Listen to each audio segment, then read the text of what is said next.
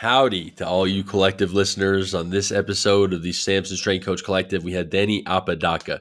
I use that intro because Danny's currently working with OSU women's basketball. But I mean, to hear this man's intro and then for him to discuss every single stop that he's been, I thought it was really captivating. Really awesome episode to listen into. On top of that, Danny did work with Samson, outfitting their sports performance center for basketball when he was at South Al, all with Samson equipment. So a big friend of Samson. We're very happy to have him on the podcast. I hope you all enjoy.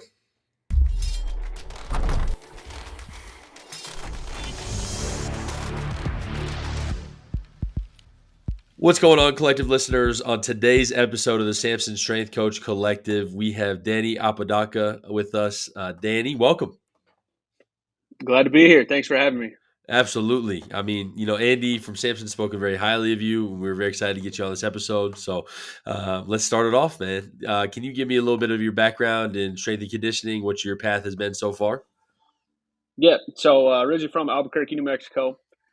Did my undergrad at New Mexico State. Got my first intern experience there working with mostly men's basketball. Was fortunate enough. Pascal Siakam was on the team at the time. So big time name. And being in New Mexico State, didn't have a lot of resources. I'm just an intern at the time. Didn't get too much gear, so he's kind of looking out for me, always running to the back of the men's storage, grabbing some extra T-shirts, extra gear, trying to hook me up.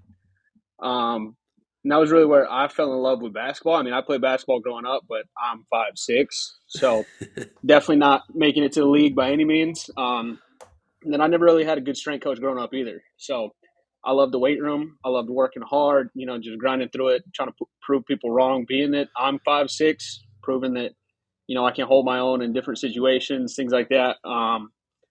But it's kind of in my blood, to be honest. My mom's a physical therapist. My older brother's a baseball strength coach. So he was with Seattle Mariners organization in the minor leagues for 6 years. He was with the Detroit Tigers organization for 3 years. And then he was most recently with the Chicago White Sox organization for a year. So yeah, it's kind of in our blood. We both played baseball and basketball growing up. I like basketball more. My older brother liked baseball more. So we kind of just fell into it. But then from New Mexico State, I actually took a paid internship at the University of Arizona, working underneath Jim Crumpos there. Made some connections there. We actually had a conference, Iron Cats clinic, that he puts on every year. One of the speakers was Preston Green. He was at the University of Florida at the time.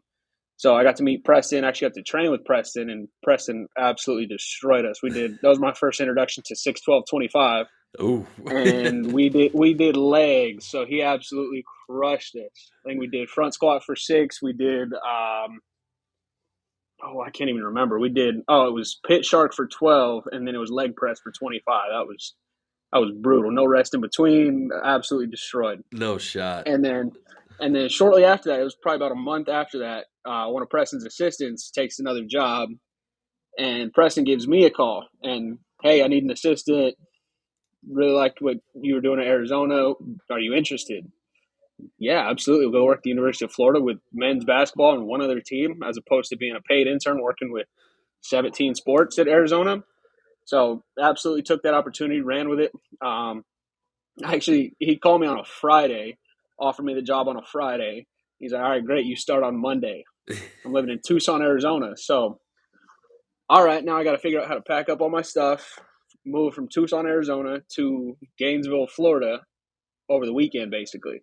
Didn't have a place to stay, nothing like that. So I actually ended up just crashing on one of the other strength coaches' couches just for a day. And then over the weekend, it was figuring things out, figuring out where the town is, figuring out where I'm going to live. And then, start on Monday, first thing, 6 a.m., first lift. They were doing strongman, and we got after it. So that was kind of my first intro actually coaching with Preston. It was no intro, no, hey, here's how we do things. It's you're just thrown into the fire and let's see what you got. Coach these guys up, give me what you got, and then we'll reassess after that. But so from the University of Florida, took the South Alabama head coaching job. This was right after COVID. So I was at Florida when COVID actually hit. So we actually traveled to Nashville when I was at the University of Florida for an SEC tournament, getting ready to play a game. We're literally walking out on the floor, and, hey, guys, you ain't playing today. COVID. Okay, let's figure this thing out. So COVID shut everything down, getting started back up. South Alabama needed a strength coach. Had some connections there with the Florida staff. They flew me out, interviewed really well, and took the job at South Alabama as the head guy. They was there for basically 18 months. And then kind of a similar situation, guy at Rhode Island, Vince Williams, he's at Pitt now. So he left to go to the Sixers. And this was probably right before the season as well. I had maybe 2 weeks before our first game. So very similar situation like you and I were talking about. But, Yep. 2 weeks to go till season starts, and I'm starting with these guys. Like, okay. But again, going to the University of Rhode Island, it was more resources. It was a better basketball conference, better opportunity. I could get my hands on more areas. It wasn't just, all right, train them, warm them up, stretch them, and that's kind of it. Because we were very limited at South Alabama with resources, just as far as what we could do, everything that we were allocated. But then, so then taking the job at Rhode Island, it was men and women's basketball. So women trained in the morning, men trained in the evening, women practice in the morning, men practice in the evening. So it was literally 12-hour days, some days, basically 6 a.m. to 6 p.m. Yep. And was there for 2 seasons. First season, Coach Cox was the one who hired me. He's an assistant at Maryland now. But then he actually got let go after year one. This was his 5th year at Rhode Island. And Archie Miller comes in, whereas I had familiarity with Archie being that I was at U of A. So I knew the kind of system that he wanted. But given the weight room, he's, put your spin on it, do what you need to do. All I ask, you get these guys stronger, you get them faster, you get them in better shape. All right, coach, let's do it. So I was there for 2 years. And then this past year, took this job at Oklahoma State working with women's basketball only. So one sport in Power 5. So it was kind of hard to turn that one down. Just started here about 2 weeks ago. I have to say that might be the most wild intro I've heard so far as my time as the host. I'm not sure if that's a good thing or a bad thing. It's a good thing because I think we may need to turn this into like a 3-parter, because I have so many different questions now going from this. I mean, so the first thing that stood out to me is discussing your experience. You never really had a great strength coach. I do feel like a lot of times it's either the story is they had somebody who had a great strength coach who really inspired them, or lack of strength coach at all, and that kind of forced them to learn a lot of things on their own. Was your brother kind of an integral piece in that, helping you develop in your lifting philosophy? Yeah, definitely. So, I mean, we do things differently. He's obviously in the baseball world, different need. Those guys are playing basically every single day.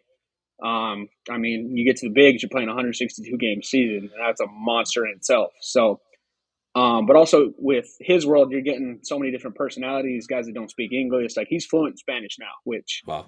I am not. I mean, that's both my parents are fluent, but they always used it to keep secrets from us instead of actually teach us. So whenever they wanted to, like, hey, talk about this, it's, but so yeah, no, we love the weight room. He's 2 years older than me. So we're always competing, backyard basketball, whatever, who's the strongest, who can jump the highest, all of that. But then it's, again, because we grew up in the same situation, went to the same high school. So it was, all right, it was usually just typically like the football guy who is most likely the head coach or one of the assistants on the football staff is lifting you, but he doesn't really know what he's doing. It's just, this is what we've always done. This is how you get stronger, everything like that. So it was, we got curious in the sense of like, all right, how can we like actually improve performance, not just be muscle bound meatheads, right? Like we see dudes that come through our high school and yeah, you get bigger, stronger, but like typically those dudes get slow, get bound up, less mobile. So it's like, all right, we want to improve on that. And that's where we both did our internship in New Mexico State and then actually got to see like, oh, these coaches really know what they're doing. Like they're not only doing the strength stuff, but they're also implementing speed work and not just speed work running, but bar velocity stuff. They're implementing different jump training methodologies. And like that really opened our eyes to, okay, there's this whole other world that we didn't even really know existed. So diving into that, like Don Decker was a head guy. He's got a ton of resources at New Mexico State. But then Riley Allen, who most recently at Ole Miss with men's basketball, he kind of took me under his wing when he was there. Gave me all this scientific info that I had no idea what it was. Enol's table, the Preplin, all of that, like all this stuff that I had no clue what it meant. Like it's just a whole bunch of numbers to me. And then finally like taking the time to realize like, oh, this is what he meant. He's trying to manage volume. He's trying to manage intensity. He's trying to optimize the training Whereas instead of just, all right, we got a volume block, we're doing some, German volume training 10 by 10 and just crush, like, okay, we're sure there's a time and place for that, but like he's trying to manage it smart, have some data behind what he's actually doing and do it in a scientific way. And I absolutely fell in love with that. And then going to Arizona, they did it in a similar but different way. So that was, me and my brother, we do things very similarly, but he got his spin on it with baseball. It's more of a rotational sport and mostly managing load, but I still got to get these guys stronger. So Yeah, that's incredible, and I mean, I feel like that's got to be a great resource for you to have as well, too, right? Just to be able to reach out to him, somebody, literally your brother. I feel like a lot of times strength coaches say, "Oh, but that's my brother." Like, no, this is by blood. yeah, absolutely, and it helps. He's got some credibility to his name too. He was with the Everett Aqua Sox, I believe, and I mean he was Northwest Strength Coach of the Year for that league. So it's like, okay, got some hardware with that. But even when he's with the Tigers, his West Michigan Whitecaps team, they won it all. He got himself a ring too. So I'm like, all right, I got to play catch up a little bit. Yeah, makes you feel like you got to step up a little bit. I'm sure. A little bit, yeah. Okay, so and now another thing I was curious about. Walk me through that first day with Preston. I mean, he's a big guy, big name in the field, but I mean, what were the emotions you were feeling? What did that day look like? So meeting him at the clinic versus actually working for him, I'd say were two completely different things. Yep. Whereas training with him, it's one thing, he's always got to listen to U2 when he's training. So you got Bono in your ear just blasting. I'm not a big U2 fan, so I wasn't happy when they put that album on everybody's phone without anybody wanting him to, and he was absolutely loving it. He's telling stories about when he met him and all this stuff. But like training with him, he's fun, he's energetic, but there's no distractions, there's no BS. He's all business, just training hard, timing your rest periods. He's even cutting your rest periods short. Like, no, we got to go. We got a job. We're trying to accomplish something. So that's him training. But then working for him, completely different ball game. Every rep has to be perfect. You got to be able to count tempo and not just count tempo 1, 2, 3, 4. You got to count it the way he does it. So you got to count backwards. You got to go 4, 3, 2, 1. And you're getting yelled at because you're going too fast with your tempo or you're not saying the right numbers or whatever the case. So that was a new experience because I knew about tempo. I knew how to, but like doing it the way that he does it really kind of made me focus on each rep, right? Yep. So that was the biggest thing that I took from Preston is the rep integrity, right? Like every rep has to be perfect and there is no gray area. There's no, that was good enough. Whereas his thing was, if that's good enough, go to the rec center. Like, you're not training here. We're going to train hard. We're going to get results. We're doing this with a purpose. Every rep matters. Every rep has a purpose. And like you go talk to him after the session, it's like, why that tempo? Why? And he's got this methodology behind it where we're looking at time under tension. We're trying to get tissue adaptations and everything in between. Or maybe it's you're just teaching a movement to a freshman who's never done this before. So you really needed them to own the movement, own the range, no half repping, full range of motion, just getting these guys used to training, right? Like most of these kids, we had quite a few NBA kids on that team, and they had never lifted weights before. I mean, Trey Mann was on that team, and he's killing it with OKC, which thankfully he's right down the street. So I'm going to go see him as much as I can when they play. But again, he got to campus. He's 6'5", and I think he was like $160. So like, come on, Trey. But I mean, now Yeah. he finally bought into weightlifting and like making sure that all right, your body is what's going to make you your money, and you got to go play against these dudes in the NBA, not just the SEC, right? But you got to go play against these dudes who have been doing this for 10, 15 years, and you got to not only hold your own but prove yourself. So he bought into that. And again, teaching these freshmen how to lift, how to recover, how to treat their bodies, how to eat right, all these different things, which Preston does at the absolute highest level, which that's probably the biggest thing that I took from him. Yeah, absolutely. I mean, this is it's a very famous name. I think everybody who's listening to this podcast is very familiar with Preston Green. So I feel like this is such a great experience for you to get that. I mean, specifically working with basketball as well too, right? I mean, there's certain levels to it. Understanding, like you said, rep integrity, understanding movement quality, all these things are important. But then to be able to actually translate that to basketball is massive, and that's the issue I'm dealing with right now. Like we got our guys on campus. I got guys who I'm trying to tell them we got to eat as much as possible. And they just don't understand. Like, no. When you step on the court, if you are 20 pounds lighter, you're going to get bodied. Like, that's just how it's going to work. Exactly. Exactly. And that was a big piece too, like with the nutrition. Like, yeah, we want these dudes eating whole food, and ideally, we want them, eating great quality of food. But at the end of the day, they're college athletes, right? Yeah. Like, so they're going to be going to the dining hall. They're going to go grab pizza whenever they can, right? Like, they're going to go be college kids, right? At the end of the day, they're 18, 19, 20-year-old kids. So that's where he actually started implementing supplements and mandating, like, all right, you are getting a protein shake after regardless. You are getting your multivitamin. You're getting your zinc. You're getting your vitamin D. You're getting your magnesium. You're getting your fish oil, right? Like all of these things that you should be getting from your diet. But again, you're college kids, so you're not going to be eating veggies. You're not going to be like, do we want you to be eating a perfect diet? Yeah, absolutely. But that's not the reality of it, right? Like you're going to be eating fast food, you're going to be putting junk in your body. Hopefully, you're not out drinking on the weekend, but again, you're a college athlete living the college life. So you got to realize what ideal is and blend that with reality. So, like, we still need you to recover at a high level. I want you to go eat your veggies and have a colorful plate and have good quality protein at every meal. But the reality of it is that's probably not the case. So how can we help you fill in those gaps? So after every single lift, we're yelling shakes and vitamins. They got to come get a shake. Got to come get your vitamins, and you got to take the vitamins in front of me. You're not taking a cup back and throwing it away when you get back to the locker rooms, which Yep. we saw that too. So You'd be amazed, and then people don't realize that your name is on the shake, so I can immediately identify who you were.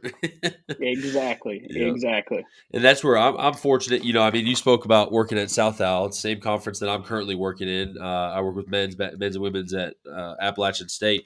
We're really fortunate from a standpoint of our resources that we've put towards nutrition. And I mean, specifically, like our coaches have done a fantastic job of. I came to them, I said, "Hey, I need X amount extra per month so I can actually provide this nutrition." So it really takes your game to the next level. I don't do anything crazy. Like my programming is not this insane type of deal. It's just I just tell them you got to eat, and then I provide the food for them. So, Right, and right. then to understand Preston does that at such a high level as well too. And then to be able to provide those extra supplements and everything, I think takes it really up a whole nother notch as well. Oh, 100%. Incredible. So you did mention a couple other big names within that first kind of intro too. So can you talk to me about some other of your other mentors? What are some things that you've learned from them as well too? Yeah. So Jim Crumpos, Arizona. He's the guy that I really relied on just as far as understanding the field. Um, Whereas again, he was actually an assistant for Preston. I didn't know this till I was at Florida. He was an assistant for Preston when Preston was at Arizona. So comes full circle with that. Getting your interns in touch with your former boss and all this, but um, just really navigating the field as far as like what jobs you should take, what jobs you shouldn't take. Because I had quite a few like potential grad assistant positions, or me and actually Chattanooga guy Kevin, we were going to go to Delta State and start up. They had never had a strength and conditioning coach, so Kevin actually ran with that and did one heck of a job there. But he was running the entire department by himself with one GA, and they had I think 15 teams.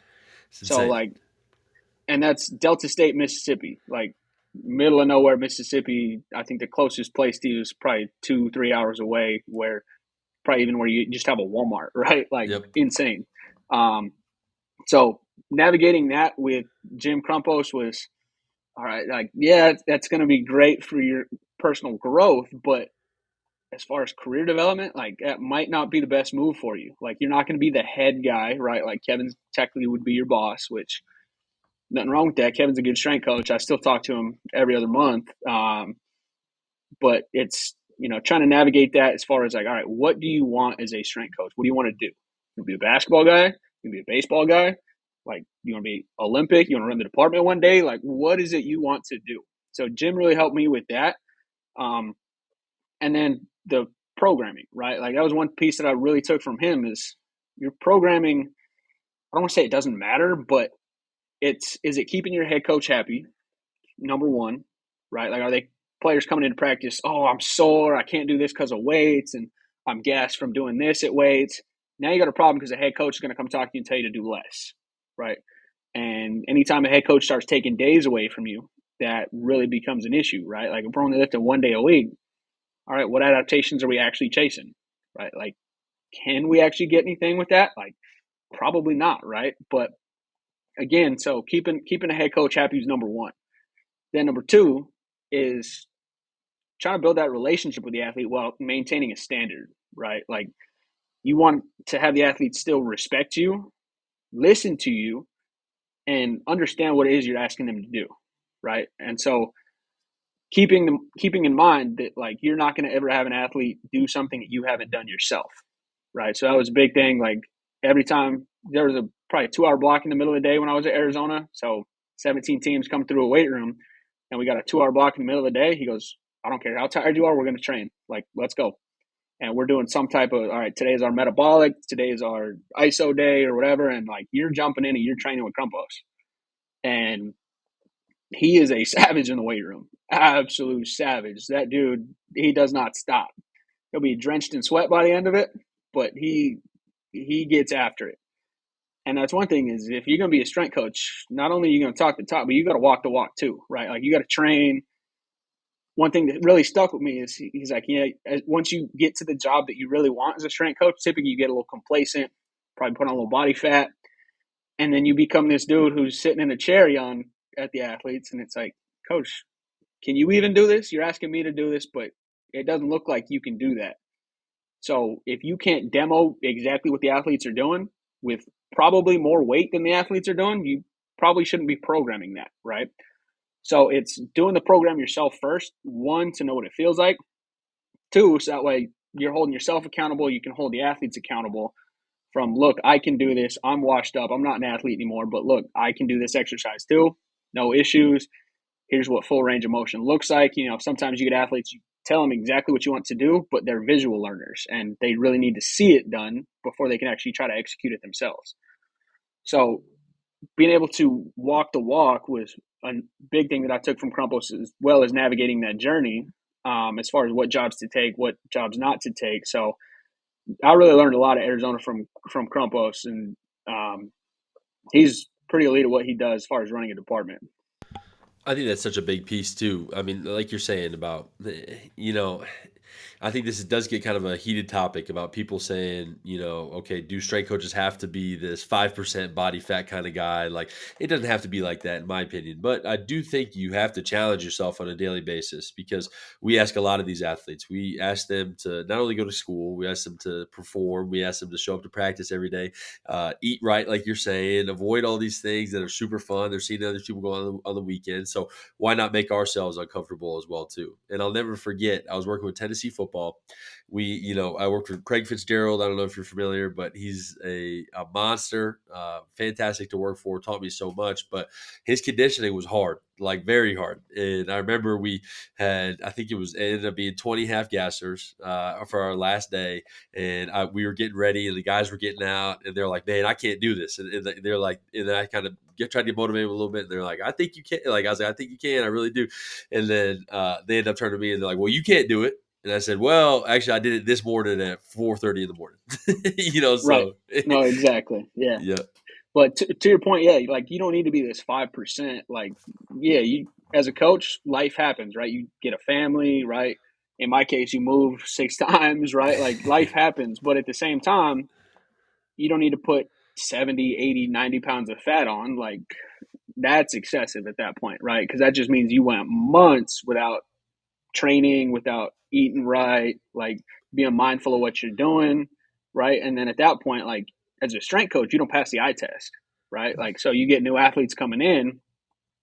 Who is this dude? Why should I listen to him, right? Like, whereas at the same time, that's part of the relationships with the athletes that you develop, right? Getting to know where they're from, what their background is, what they've been through, and getting them to buy into what you're doing, right? Like, because that's one thing I've learned from basically everywhere I've been is the athletes don't really know or don't really care how much that you know. You can be the smartest strength coach in the world, but if they think that you don't care, they're not going to listen to you. They're not going to buy in. So the second they see that, oh, you care about what you're doing, you're passionate about it, you care about me as an athlete, yeah, coach, I'll run through a wall for you.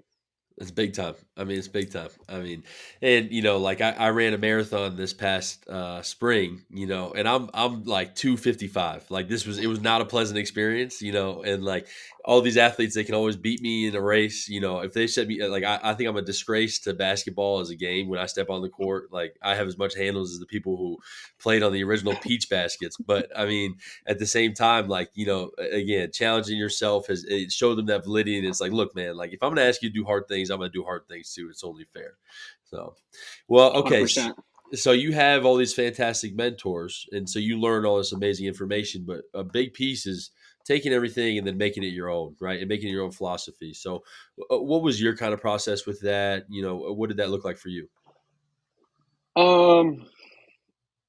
Kind of a full circle answer, really, because New Mexico State was really like they were trying to implement like a high performance model, whereas we're going to get you as athletic as possible, as strong as possible. We're going to kind of check every box, right? We're doing plyos, we're doing speed work, we're doing agilities, we're doing conditioning, we're lifting, we're at the same time trying to do structural balance when needed, right? Like trying to really check the box to make you the best athlete possible, right?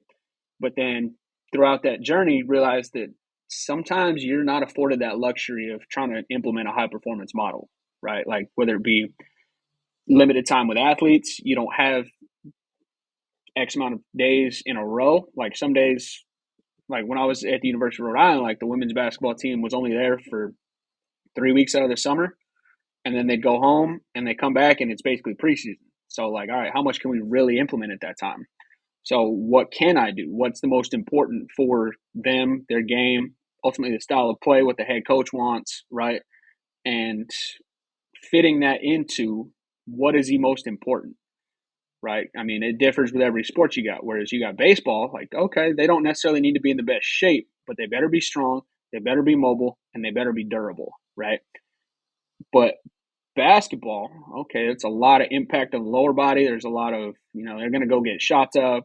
Men's team, they're going to go try to do mini dunk contest on their own, right? Like trying to show off, whether it be posting for the gram or whatever the case, right? Like they're going to go get extra jumps, shots, cuts. So do I need to implement that into my training? No, not necessarily, but they better be ready for that when practice starts, right? So they got to be durable. So some type of intro plyos, so that way they are ready, their tissues are ready to handle that type of load going into season. But then taken from University of Florida, the rep integrity that we talked about, that was one piece that I really, really ran with as far as what's most important, because you could put a tempo on something and really get those tissues adapting and ready for some really extensive plyos and long practices, right? Without the extra wear and tear on the joints, extra jumping, banging, right? So that was one thing that I took from Preston is he doesn't do plyos basically but 6 weeks out of the year.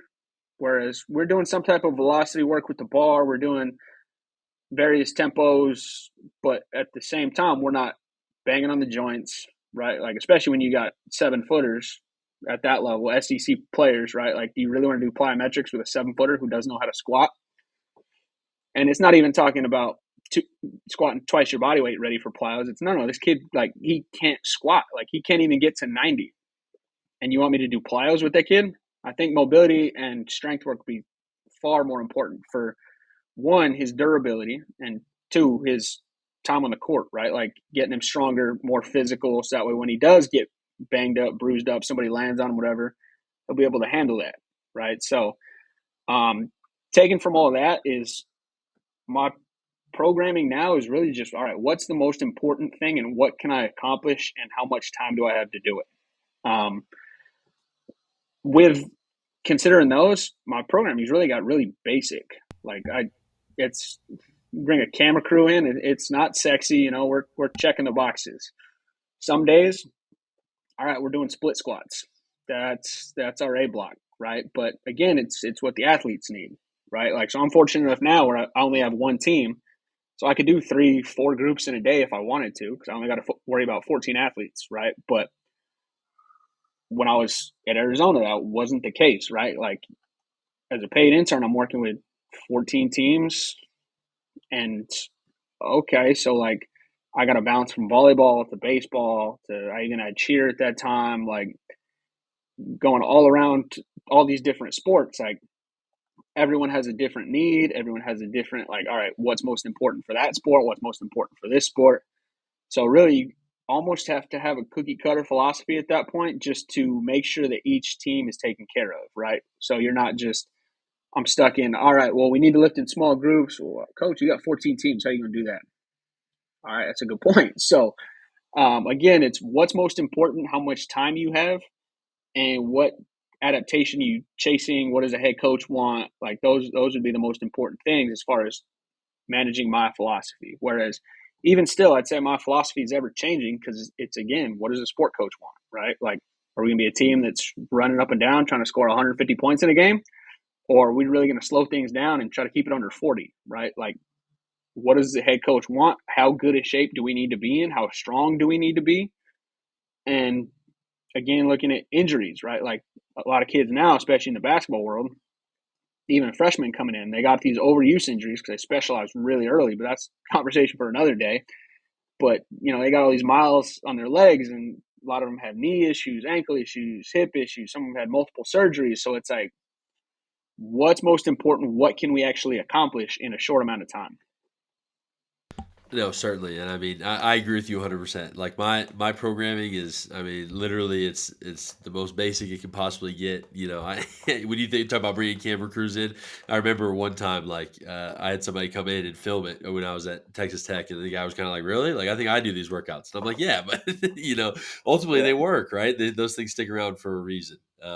Yep. And I agree. Like this is it's just so interesting to speak with you now. I wish I was still in the Big 12 because I would love to take you out for a beer when we were traveling. But it's so interesting to see. I agree with you because being able to have the luxury of having one team is you can almost do personal training sessions. You get to watch every single rep, and so for somebody who's so big on rep integrity, that's massive, right? And now here I try to give the highest quality service to men's and women's basketball, and then I got women's golf as well too. And so you get pulled in every which direction. It's like, okay, like the most I can do is split groups, because outside of that, then Right. I'll be in not 10 hours of lifts per day, and then that leaves me no time to reflect, to change and modify anything like that. So Yep. I'm happy for you in that situation because that's fantastic. So Yeah. you spoke to working with the head coach. I think that can also be kind of a controversial topic for people sometimes too. You see a lot of times strength coaches saying, "Well, it should be your program, like your way or the highway." And I think you and I probably have a similar philosophy on this. I don't think that works. Like I think it's like trying to shove a square peg into a round hole because at the end of the day, that is their team. And like you said, if the coach doesn't like it, they may start to take away some lifting time from you. They're also not going to vouch for you as much as well too. They're not going to explain the importance of the weight room, why this stuff is going to help so much. So, what do those conversations look like for you with your head coach, and how do you implement things, and then also how do you kind of keep your principles in mind as well? It's different with every head coach. I mean, every head coach I've worked for has wanted something different. Like Richie Riley at South Alabama, he wants him in shape. He wants him strong. Outside of that, he doesn't care. He's not worried about body weights. He's not worried about body fat. He wants him strong. He wants him fast, and he wants him to be able to get up and down. Right? Like he doesn't want him to get tired. Like his conditioning test is pretty brutal, to be honest. But um, it's it's different with every head coach. So that's what he wanted. Whereas when Coach Cox hired me at Rhode Island, he goes, "Yeah, this is your show. I don't have anything that I want. Here's how we're going to play. You decide outside of that. So completely your world. Do what you want. I trust you. That's why I hired you." So at the end of the day, it's proving that you have value and you know what you're doing. And again, making sure that guys aren't hurt, right? They're not coming out to practice fatigued or banged up or whatever the case may be. But then, like I said, with Archie, he just wanted guys big, strong, and ultimately passing the eye test, right? Like he wanted them in shape, he wanted them losing body fat, so that way they would look the part. Like if we had NBA scouts come in, like, oh yeah, he looks like a prospect. Is he any good? Right? Like you want them coming in and looking like, oh, who's that kid? Right? Um, but again, here it's a little bit different, especially working with female athletes. Body composition, it's a sensitive issue, right? Like body dysmorphia is a real thing in the female athletic population. So we try to stay away from the bad terminology as far as like, okay, you need to go on a diet or you need to lose weight or everything like that. It's, do you feel good? Do you feel slow today? Right? Like, well, maybe you feel slow because, all right, we track your body weight consistently over the last 6 months, and the last week and a half, 2 weeks, you put on 5 pounds. Maybe that's why you're feeling slow, right? Like, and so it's navigating those conversations that way from a standpoint of we need to stay consistent with our body weights and understand how we feel around that. So navigating the conversation with the head coach is, all right, coach, what style of player are we doing? Like, what do you want from the girls? What do you want them to look like? What do you want them to feel like? How do you want them to be at practice? Right? Like, can we be sore right now? Is that okay? Like, understanding that we don't play till November, right? Like the games that we play coming up, like I mentioned, we're going on this foreign tour.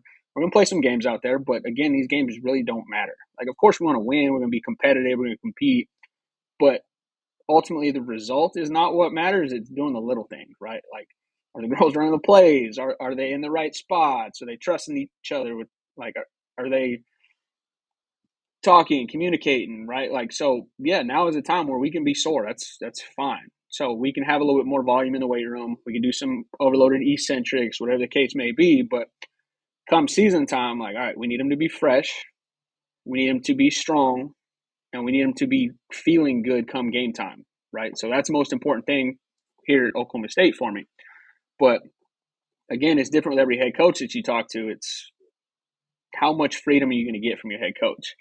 Whereas if the coach is saying, all right, we're only going to lift 2 times a week because I had a bad experience with XYZ or whatever, okay, we're only going to lift twice a week. But then I'm going to go have conversations with team one-on-one, like, hey, come lift. I think you need it, right? But it's voluntary at that point. And again, I'm not killing them with a workout. It's just a little bit of extra, right? The things we didn't get from those 2 days, right? So it's navigating it in that way, but still having what your head coach wants, right? Like, so we're lifting twice a week. Okay, great. I don't agree. I think we should be at least 3 minimum. Here's why. I can give you data that supports that. But if your coach doesn't care, no, we're lifting twice a week. Okay. Because at the end of the day, who's vouching for you? Who's the one that's going to be like, if the head coach says, hey, I need a new strength coach, the one we have isn't working, it doesn't matter how good a job you're doing. If you're sticking to your principles so gung ho that you're butting heads with your head coach, like, you're not going to have a job for very long.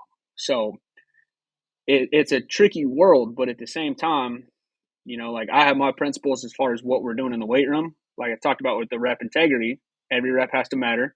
I'll make athletes do a set again if it didn't look right, or if I thought they were cheating reps or not doing full range of motion or whatever.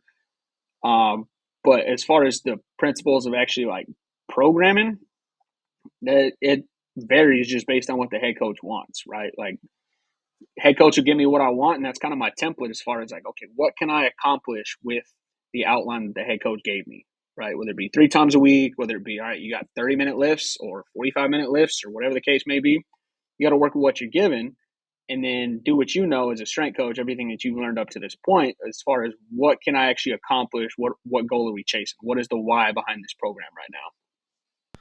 And I think a big point that can be missed with that too is, like you said, it ultimately is it's a head coach's show, right? So I've been really fortunate everywhere I've worked. They've turned to me and said, "Hey, this is your deal. You run it how you want to run it. These are the small few things I want to see, but outside of that, you do what you think is best." It's been I've been fortunate in that area, but there's also been certain things I know that they certainly haven't wanted to see, but at the same time, you develop that relationship in the first year. And then the second year, you can really have a better conversation about that. You can start to get more of what you want out of it as well. It doesn't have to be this like, okay, if they're not going to accept it right off the bat, it's not going to work. Like, it's maybe uncomfortable. It may, you may have your ego bruised a little bit, but if you leave that and you understand, okay, ultimately I'm looking for the greater goal, developing this relationship further and further, then I can really get more out of this next year. Potentially this is something I'm looking for next year. So. 100%. And at that point, you can even start playing mind games, right? Like, I've had it in the past where a coach is like, we can't be deadlifting, the girls' backs are sore, like this, that, and the other. Like, okay. Like, okay, instead of deadlifting, we're going to do some clean pulls. Yep. Does the coach know the difference? Nope. Nope.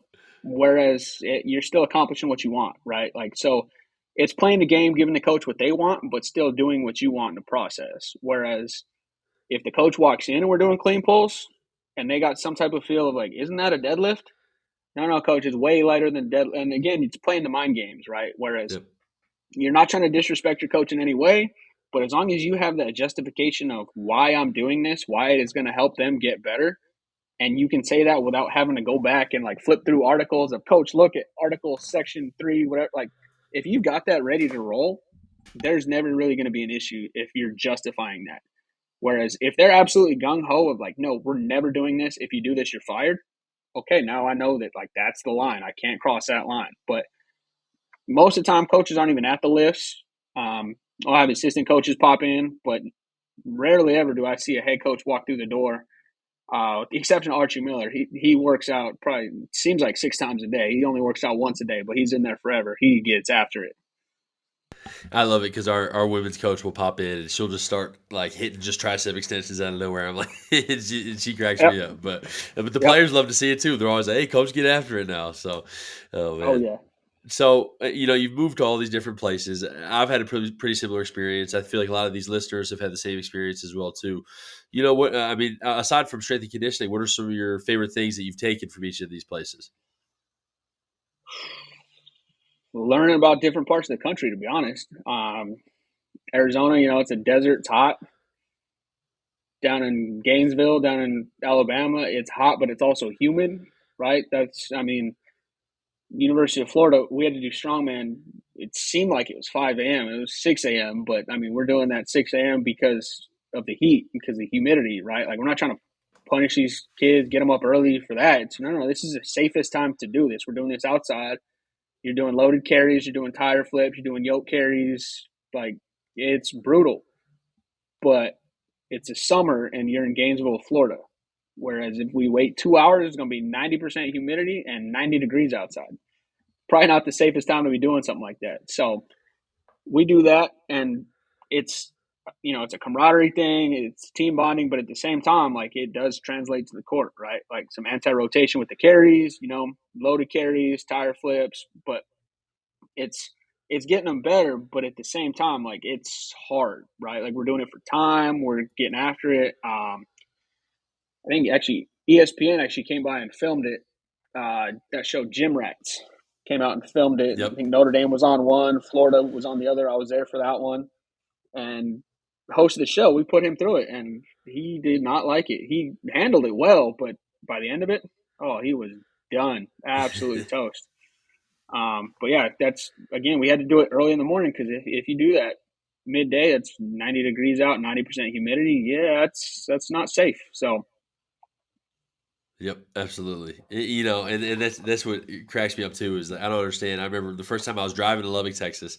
I was coming from Tennessee.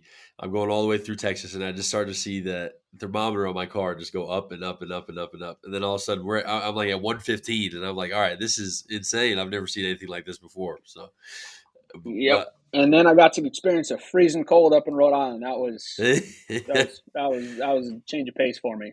I think it was probably my second week there. We got hit with nor'easter, basically a snowstorm hurricane, and we got 17 inches of snow overnight. yep. Overnight. Whereas I'm from Albuquerque, New Mexico, we see snow, but by 10 o'clock it's melted, right? It turns into mud. So I've probably seen 17 inches of snow combined in my life, but I really can't remember it. And then seeing it all in one sitting, I walk outside and it's up to my hip. Like, goodness, this is insane right now. So that was quite the experience too, is adjusting to those Northeast winters. But Northeast summers in Rhode Island, they're beautiful. Doesn't really get above 80, 85. Beautiful weather out, Oh, but it only absolutely. lasts for about a month and a half. So you got to enjoy it while it's there. Oh, 100%. I grew up in Syracuse, New York, which is the snowiest large city in America. So, Okay. Yep. school wouldn't be canceled unless we had 2 feet of snow, you know. Yep. Yep. So, Exactly. Yep. well, Danny, dude, it's been awesome to have you on the podcast. I think it's been fantastic. I really appreciate your openness. And I mean, starting this off with a bang, just telling us about your journey. I do want to kind of give you the floor for a second. Is there anything that you want to talk about in the world of strength and conditioning? Anything that you want to kind of discuss before we wrap it up? Not off the top of my head, I'm just very fortunate to have been able to be in these situations and learn from such great people. Being able to grow my network, being at New Mexico State, knowing Andy, learning from such great people. Jim Crumpos, Preston Green, and networking with quite a few guys. Just being at University of Florida, there were so many strength coaches that came out of there. Zane Scott's down at FAU. We were together at Florida. Justin McClone, he was the women's guy at Florida at the time. He's at Villanova now. There's just so many networks from just people I've met that have now moved on to bigger and better things, and it's just great seeing the field grow and develop. Oh, absolutely. That's awesome. And I mean, I'm super excited for you in this new journey. It's going to be tough for me when Oklahoma State and Texas Tech play because I mean, I feel like we built a good relationship now, and I mean, but I love those guys at Tech still, so I'll have to be kind of watching with my eyes closed a little bit. Go Pokes, baby! Hey, you had to get it in. I understand. So, Had to. oh my goodness. Well, Danny, thank you so much for coming on the podcast. We really appreciate you. Yes, sir.